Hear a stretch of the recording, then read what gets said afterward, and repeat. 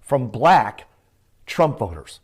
Now, right off the bat, if you're black and you voted for Trump or you're still supporting Trump, you are delusional. If you think Trump, I've known Trump for 30 years. If you think he's pro-black people, you're completely delusional. I've been to Mar-a-Lago, I don't know how many times, and I've never seen a black person there. And Mar-a-Lago is a huge place. There's 1,000 people there when I used to go there for a fundraiser or an event. Never seen a black person. I've never seen a single black person there.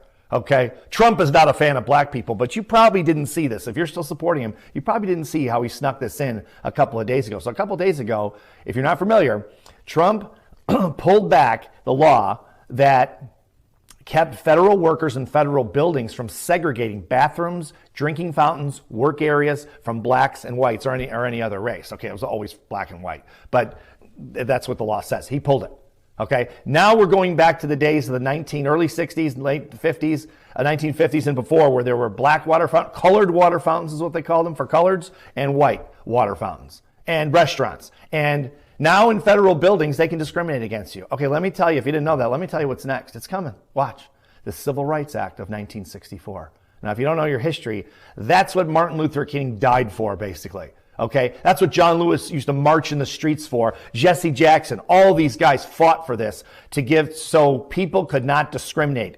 The government couldn't discriminate, citizens couldn't discriminate, companies couldn't discriminate against people of color. Okay, if he pulls that, we're headed back to 1950. And if you're black, you ain't gonna like it, let me tell you. Okay, I don't know how many of these people that are sending me hate mail that are black are educated people, but if you know your history, I don't see how you're supporting Trump. Wake up before it's too late. It's going to take generations to pull this back together if we ever do. And you don't want to live in a country when you're a black person that's circa 1940, 1950. It was not a pleasant experience. Okay, that's why the civil rights people marched and did all the things they did, because they had real guts. They weren't sitting back. Another thing I'm getting from black people is, oh, well, you can march now. We did it in civil rights. It's your turn. Are you kidding me? If you're not a wealthy white male, he's coming after you. He's coming after your rights.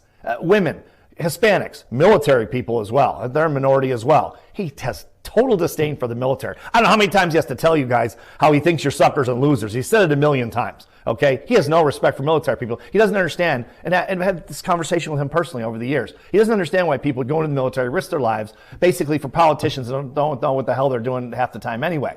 All these kids died in Vietnam, when I was growing up, and we didn't even have a good reason to be there. Okay, so there's a lot, and that's how Trump feels. He thinks you're suckers, you don't make any money. Okay, so if you don't make any money, he doesn't respect you anyway, which is obviously ridiculous. I mean, military people are paid